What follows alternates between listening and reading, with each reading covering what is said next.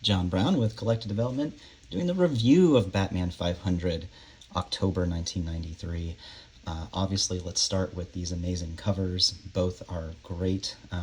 The artist for the typical regular or newsstand edition back then was Kelly Jones. He did a lot of the Nightfall covers, and all of them are quite worth looking at.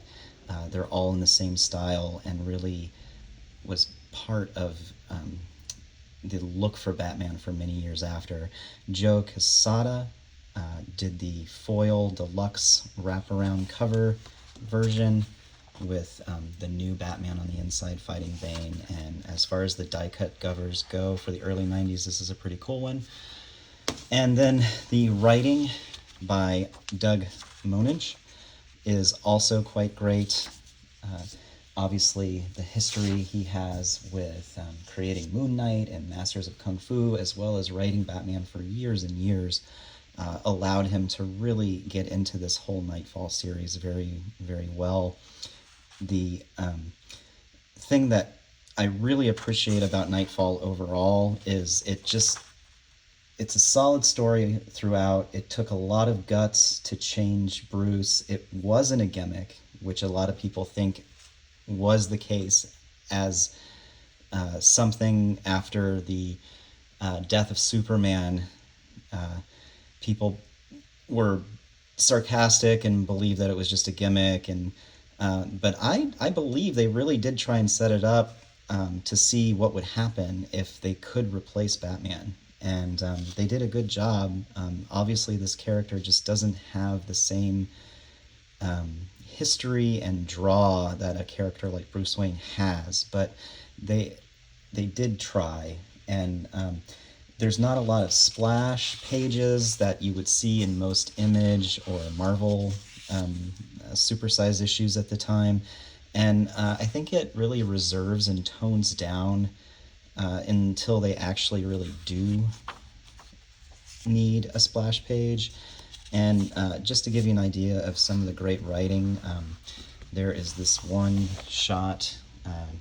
You're different from Bruce. The old Batman would never descend to their level.